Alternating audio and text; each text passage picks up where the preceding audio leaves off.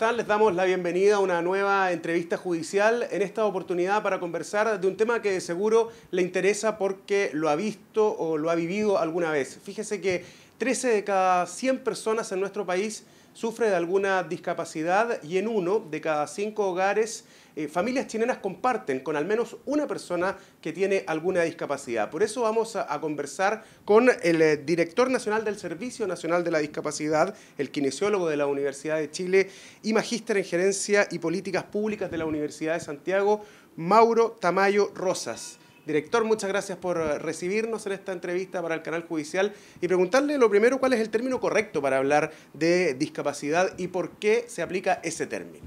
Bueno, primero agradecer el espacio de poder salir por el canal del Poder Judicial y compartir con muchas personas que están mirando en su hogar, en sus trabajos y compartiendo estos momentos. Nosotros como servicio creemos que existen términos correctos y otros que debiésemos dejar de usar. En el mundo se habla correctamente a través del concepto de persona con discapacidad, una persona que vive con discapacidad y eso no tiene ningún problema. No obstante, nosotros como servicio creemos fuertemente que el concepto más adecuado debiese ser persona en situación de discapacidad, porque la discapacidad no es una condición de las personas, no es un atributo inherente. Yo soy una persona con bigote y barba, ¿sí? Incluso mi seña en lengua de señas es esta, bigote y barba, es una condición mía. Una persona con bigote. La discapacidad no es una condición de las personas, no es una cualidad de ellas, sino que se da cuando como sociedad, tú, yo, todos nosotros llenamos de escaleras, llenamos de barreras, de dificultades. No nos interesa aprender lengua de señas, desconocemos lo que es el braille, desconocemos lo que es lectura fácil y por tanto hemos excluido de la sociedad un conjunto importante de personas. Entonces, la discapacidad es una situación, una persona en silla de ruedas podría transitar por todos lugares, podría ir al cine, al teatro, a las tiendas, andar por otras calles, pero si nosotros no logramos hacerlas accesibles, se verá dificultada y no logrará de forma autónoma e independiente lograr realizar las cosas, pero es porque es una decisión previa al llenar de peldaños, al poner escaleras en todas partes, al no pensar en una rampa, en un ascensor y no construir una sociedad para todos y todas. Entonces, fue una decisión que alguna vez se tomó por distintas razones, de excluir a un grupo significativo de ciudadanos. Por tanto, la discapacidad es una situación y no una condición. Por eso hablamos de personas en situación de discapacidad. Y en ese sentido, ¿cuál es la labor del Servicio Nacional de la Discapacidad? Senadis tiene un rol extraordinario. Nosotros nace Senadis primero como un fondo, el Fondo Nacional de la Discapacidad, FONADIS. Muchas veces se recuerda, a mí incluso en actividades me dicen el director de FONADIS. Y eso a mí no me causa ningún problema, lo levanto con orgullo porque hace 20 años atrás, 21 años ya, nace el Fondo Nacional de Discapacidad y el año 2010 se transforma en servicio, el Servicio Nacional de Discapacidad. ¿Cuál es la tarea del servicio? Ser el órgano rector en política pública vinculada a discapacidad, transversalizar la discapacidad. Este año el Ministerio del Deporte está invirtiendo 5 veces el presupuesto que invirtió el año 2014. O sea, un año con diferencia, 2014 y 2015, 5 veces el presupuesto. En deporte adaptado, en deporte inclusivo, en ayudas técnicas, en deporte paralímpico. O sea, eso es sustantivo, eso es extraordinario, porque en la medida que se transversaliza la discapacidad, donde todos los actores hacen más de lo que hicieron ayer, sin duda que lograremos tener una mejor política pública. El rol que les cabe a Senadis, por tanto, es ese, ser el órgano rector, transversalizar la política pública en discapacidad y sobre todo la férrea defensa de derechos a las personas con discapacidad cuando han sido vulneradas. Nosotros hemos dispuesto en cada región del país asesoría jurídica a través de convenios, hemos traspasado recursos, también competencias técnicas para enfrentar toda la problemática vinculada a vulneración de derechos a condición de discapacidad y tenemos hoy día, podemos decirlo con mucho orgullo, un abogado en cada región del país para hacer defensoría en cada vulneración. El mensaje tiene que ser claro, las personas que son de discapacidad no están solas, tienen un apoyo jurídico, tienen un abogado para ello en su defensa y nuestro servicio debe velar por ello. Ahora, en el actual gobierno se establece la creación de la Subsecretaría de la Discapacidad. ¿En qué proceso está esta creación y cuáles van a ser las atribuciones que va a tener? Nosotros creemos que debemos no solamente evacuar una nueva estructura, una nueva subsecretaría, sino que profundizar y establecer en el país una nueva institucionalidad en materia de inclusión de personas con discapacidad. Nuestro ministerio, una subsecretaría y un Servicio Nacional de Discapacidad reforzados que logren tener mayor nivel de acción que el que hoy día ejerce. Muchas veces existe una gran cantidad de vulneración de derechos porque no hay nadie que logre fiscalizar, establecer sanciones cuando corresponda. Hoy la ciudadanía requiere mayor protección de derechos. Sin embargo, si no están las instituciones que lo puedan ejecutar, difícilmente va a ser una realidad práctica y solamente va a quedar en el titular y no en la vida cotidiana de las personas. Es por eso que lo que hemos apuntado, nosotros como servicio le entregamos en diciembre del año pasado a la ministra de Desarrollo Social nuestro anteproyecto de ley que crea la nueva subsecretaría y que establece esta nueva institucionalidad pública en materia de discapacidad, reforzando a CENADIS, dándole más atribuciones y estableciendo un espacio, una subsecretaría fuerte en el ámbito intersectorial, en la rectoría en temas de discapacidad y sobre todo en la generación de estudios y análisis de datos. Necesitamos tener esta estructura, no solamente una subsecretaría, sino que es una nueva institucionalidad pública en materia de discapacidad. Vamos acercándonos ahora a la relación con las personas. ¿Cuándo una persona que tiene alguna discapacidad se puede acercar a CENADIS? Tenemos fondos concursables para las organizaciones, para el más amplio ámbito de acciones, que lo lanzamos una vez al año. Esto no existía, esto nace recién el año pasado, y lo que existía era los proyectos especiales. Nosotros decíamos, mira, este proyecto a mí me interesa que se haga acá y allá. Los directores teníamos esa atribución. Yo renuncié a esa facultad discrecional, porque creo que es importante transparentar el uso de recursos públicos y que cada organización pueda postular en igualdad de condiciones, seas muy grande o seas pequeña. Si tienes una buena idea, un buen proyecto, ¿por qué no financiarlo? Y así desarrollamos más de 100 proyectos en todo el país que estamos ejecutando en cada una de las regiones con muy buena experiencia y de esa manera cumpliendo distintos sueños de la sociedad civil. Otro tema que progresivamente estamos traspasando al Ministerio de Salud tiene que ver con ayudas técnicas. Nosotros tradicionalmente como servicio nos hacíamos cargo de ayudas técnicas sanitarias, endoprótesis, implantes cocleares, implantes oculares, temas que son de salud. Y así lo ha entendido el programa de gobierno de la presidenta, que dice traspasar las ayudas técnicas al Ministerio de Salud. Nosotros, siendo un servicio pequeño, con recursos muy acotados, hicimos un tremendo esfuerzo y le entregamos al Ministerio de Salud 400 millones de pesos para que este año se comenzaran a hacer cargo de los niños entre 0 años hasta los 6 años, 11 meses y 29 días. Para que sea una entrega oportuna, un niño no puede esperar un año a la entrega de una ayuda técnica. Imagínate una silla de ruedas, un corsé, no le sirve si se demora. Nuestros procesos son bastante lentos, entonces lo que se requiere es oportuna entrega. Y es por eso que el Ministerio de Salud este año se está haciendo cargo de este grupo etario y esperamos que progresivamente se haga cargo de todos los grupos etarios para que sea un derecho y no una postulación a las ayudas técnicas. Perfecto. Ahora, en términos de acceso, ¿cómo evalúa usted que ha evolucionado los diferentes poderes del Estado para darle las condiciones mínimas necesarias para su relación con las personas que tienen discapacidad? ¿Quiénes son los que han avanzado más? Lentamente. Hay que ser muy honesto. El Estado, los distintos poderes están muy en deuda con relación a la discapacidad. Es cosa de ver los distintos servicios públicos que tienen restricciones de accesibilidad enormes, que no han incorporado dentro de sus plantas laborales a personas en situación de discapacidad. Nosotros estamos trabajando ahora para finalmente entregar un estudio de levantamiento de información laboral en el Estado que sitúa que la cantidad de personas en situación de discapacidad en el Estado es de un 2.2%. ¿Y por qué ocurre eso? Por miedo. La principal razón de no incorporar a personas con discapacidad son nuestros prejuicios, es nuestro temor. Es pensar que se van a enfermar más las personas con discapacidad, que no van a ser productivos, que no van a hacer la pega. Esos son solo prejuicios. Datos, estudios que hizo en nuestro país, SOFOFA, no es la CUT, ojo, SOFOFA, con la OIT, señalan que las personas con discapacidad en espacios productivos son tan productivos como cualquier otro trabajador. Llegan a la hora, trabajan más que ninguno. ¿Y por qué? Con lo difícil que es incorporarse al mercado laboral, no están dispuestos a perder el trabajo.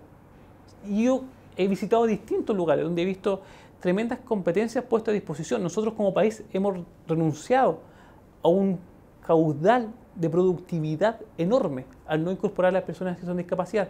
¿Cómo lo han hecho otros países? ¿Cómo lo han resuelto? A través de leyes de cuotas.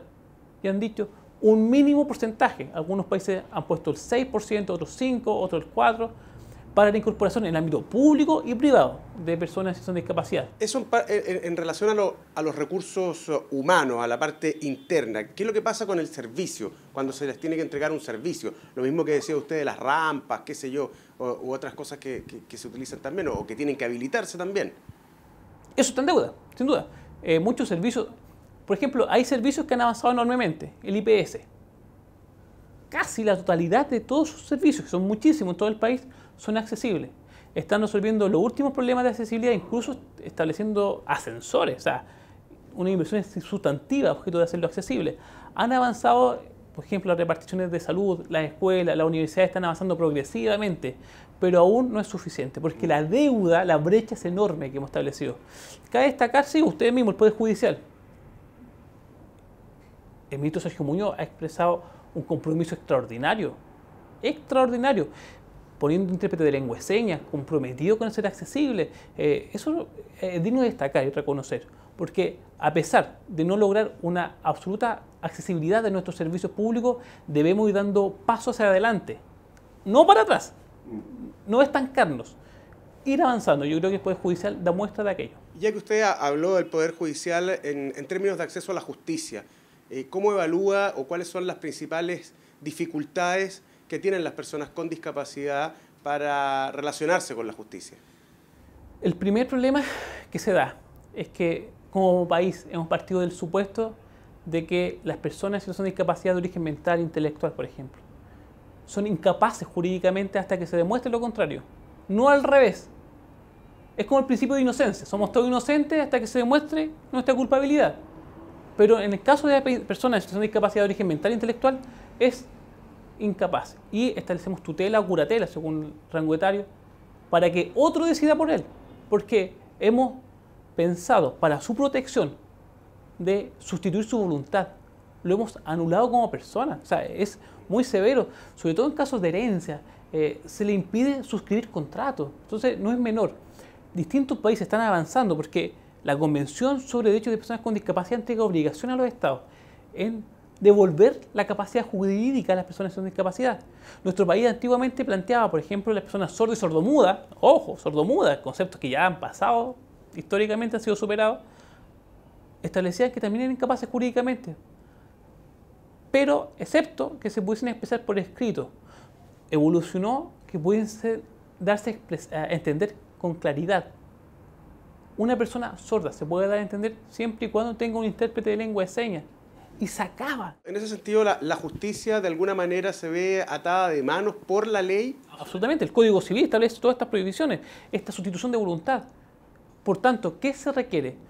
Una profunda adecuación normativa en todas las normas, incluso de rango constitucional, alguna de ellas, que sustituyen la voluntad, que no se condicen con la Convención sobre Derechos de Personas en Situación de Discapacidad. Imagínense, el artículo 5º, inciso 2 de nuestra Constitución establece que el alcance de la ley, la cobertura, también está vinculado a los tratados internacionales ratificados y vigentes que nuestro país ha suscrito. Y de esa manera la Convención alcanza un estatus jurídico superior en la jerarquía de la ley. Sin embargo, siguen existiendo disposiciones a las cuales nosotros hacemos referencia para excluir a otros. Los códigos aeronáuticos, muchas veces hemos bajado nosotros como sociedad del avión a personas con perros guías porque no le han puesto bozal, asimilando que fuesen mascotas y no servicios de apoyo. Por nuestra incomprensión, decimos, no, pero si el reglamento aeronáutico señala esto. Pero si por favor tenemos normas de una supremacía jurídica por sobre esas normas que deben quedar tácitamente abolidas.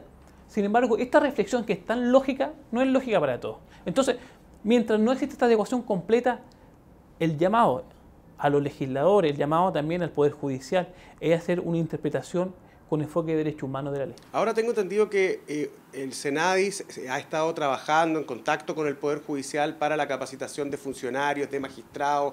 ¿Cómo ha sido ese trabajo? Extraordinario, porque siempre que existe voluntad, nosotros somos un servicio para algunos muy pequeño.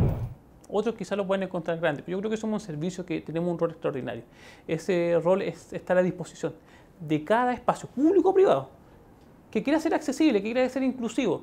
Y nosotros estamos prestando asesoría a todo el mundo que lo requiera. Y así lo hemos estado haciendo con el Poder Judicial. ¿Qué se ha hecho ahí? Nos hemos reunido. Tuve la oportunidad de estar reunido con el ministro Carlos Cerda. Por ejemplo, la discusión de una modificación del reglamento que establecía una prohibición para que abogados ciegos pudiesen ser jueces o notarios. Llevamos los software, llevamos los dispositivos. Fuimos con Paulina Bravo, abogada ciega de la Corporación de Asistencia Judicial, y le mostramos cómo hoy día existe la suficiente tecnología a través de software, que incluso algunos son gratuitos, para que una persona ciega pueda entender todos los documentos que pasen por sus manos. Entonces, él quedó muy sorprendido y claramente la posición de la Corte Suprema fue con claridad a favor de eliminar esa prohibición. Ese convencimiento, esa apertura a los temas de discapacidad es importante reconocer. Junto con eso, en el Poder Judicial comenzamos a aplicar el estudio de levantamiento de información laboral en el Estado para saber cuántas personas en situación de discapacidad están en el Poder Judicial. Estamos en espera de sus resultados. También asesorando en distintos espacios a los distintos funcionarios. Entonces, estamos en espera, en las próximas semanas esperamos suscribir un convenio y formalizarlo, reactivar convenios que teníamos anteriores, pero esta voluntad que se ha ido construyendo progresivamente ha contado con nuestro apoyo y lo seguirá haciendo. Y esto pasa básicamente por un tema de conciencia social, de cultura en relación con la discapacidad en nuestro país, más allá de estar dictando leyes, por ejemplo. Sin duda. ¿Y existe esa cultura? Existe una cultura, pero aún insuficiente. Teletón, con lo extraordinario que ha sido su aporte, ha puesto la discapacidad en la mesa. Ha avanzado en el enfoque derecho, pero discapacidad no solamente está una vez al año, cuando lo pone en la mesa Teletón, donde todos nos sensibilizamos con el tema de discapacidad. Discapacidad está los 365 días del año. Sin embargo, los medios de comunicación son muy pocas veces que lo ponen en la mesa. Es importantísimo reconocer los esfuerzos que se han hecho. Eso estamos muy contentos de lo que se ha avanzado. No obstante, la creación de una cultura que respete lo que es distinto es un espacio pendiente. Muchas veces si a ti o si a mí nos preguntan si es que somos personas que discriminan a otros, la respuesta inmediata es que no. Habitualmente uno dice no, yo no discrimino porque creo en la diversidad, en el respeto al otro. Pero hemos sido criados desde muy pequeños para ser gente que discrimine, con los típicos chistes, el humor nos ha servido mucho en eso. A las personas que se les quema el arroz, se les chorrea el helado, o los cojos, los tuertos, el chico, el gordo, el flaco, no sé qué, el orejón, siempre tratando de señalar lo que es distinto como algo muy negativo. Imagínense una persona con discapacidad que ya en silla de ruedas o ciego. Reconstruir desde la infancia espacios abiertos, tolerantes, que valoren la diversidad es un esfuerzo como país debemos hacer. Ahora, en el foco con la justicia, básicamente, ¿en qué etapa va el segundo estudio nacional para la discapacidad? Estamos avanzando fuertemente, ya hemos logrado aplicar el piloto en 3 regiones. Haciendo foco en temas de justicia, ¿en qué información se está levantando, etcétera? El estudio estará finalizado en diciembre, en el ámbito de acceso a la justicia y a otros servicios, educación, trabajo, está en el ámbito de evaluación de brecha. Este es el primer estudio en el mundo que busca establecer el nivel de cumplimiento, además, no solamente prevalencia de discapacidad, no solamente caracterización, sino que brechas en torno al cumplimiento de la Convención, en torno a los derechos que nos hemos obligado como país a cumplir. Por tanto, ahí podemos señalar con precisión la percepción de parte de la ciudadanía en situación de discapacidad vinculada al acceso a la justicia.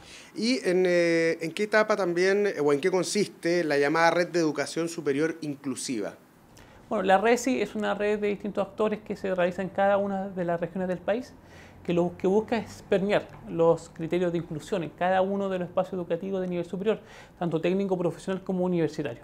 Se han desarrollado numerosas apuestas muy bonitas. La Católica lleva la delantera por lejos, Concepción, la Católica Valparaíso, la misma Universidad de Chile, que acaba hace poco tiempo atrás, la Universidad de Magallanes, o sea, La Serena, la Católica del Norte, o sea, se están haciendo esfuerzos. Aún insuficientes, porque la inclusión educativa es un derecho, pero se está avanzando con fuerza. Ahora hay un plan relacionado con la discapacidad desde el 2013 hasta el 2020. ¿Cuál es su visión? ¿Cuál es su sueño? ¿Cómo debiéramos estar en acceso a la justicia, en temas laborales y otros hacia el año 2020? ¿Cuál es el ideal? Yo espero, estoy convencido de que los esfuerzos que estamos haciendo como gobierno, ojo, el programa de la nueva mayoría que encabeza la presidenta Bachelet plantea 28 medidas en discapacidad. Eso es inédito, eso no ha existido nunca. Y establece, por ejemplo, la creación de una comisión asesora presidencial que evacúe un plan nacional que estamos trabajando. Y soñar el país, proyectarse, 2020, pero el 2025, 2030, como un Chile accesible e inclusivo. Es pensar en un Chile donde no sobra nadie, donde cabemos todos.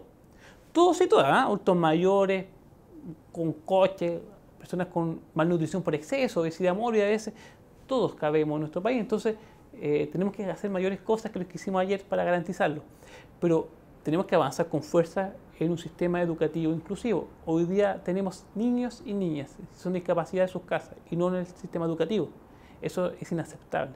La reforma educacional plantea con fuerza eliminar esa exclusión que hoy día enfrentan las familias y los niños. Necesitamos un mercado del trabajo que acoja, que termine con los miedos. A juicio de Senay necesitamos una ley de cuotas en nuestro país. Necesitamos también acceso a la justicia, por cierto. No más vulneraciones. Tener defensoría en cada una de las regiones con mayor fuerza, mayor empoderamiento. Y no solo frente a la vulneración de derechos, sino que con acciones preventivas que impiden esa vulneración de derechos, que es mucho más llamativo. Y además, por cierto, necesitamos tener a una sociedad civil con mayor participación, decisiones reales y concretas en la toma de definiciones públicas. Porque en discapacidad hay un lema que dice: nada sobre nosotros sin nosotros, y muy relevante, que ninguna acción pública, ninguna acción de la política pública no considere su opinión, su mirada. ¿De qué manera, para finalizar, de qué manera se tangibiliza la vulneración de los derechos de las personas con discapacidad? ¿Cómo se expresa? Muy tangiblemente, viendo que solo un 29,6% de las personas en edad laboral en situación de discapacidad desarrollan alguna acción productiva, ni siquiera trabajo formal y decente, alguna acción productiva. Un 29,6%, eso es muy inaceptable, viendo que la tasa de analfabetismo supera por 10 veces al resto de la población. Eso es inaceptable. Son hechos concretos y palpables de una exclusión de una sociedad que nos debe garantizar el derecho a todos y cada uno. Perfecto. Director, muchas gracias por esta entrevista. No, gracias a ustedes. Éxito en el programa. Después los veremos en el futuro en alta definición, en Canal A, que sí. Muchas gracias por estar con nosotros.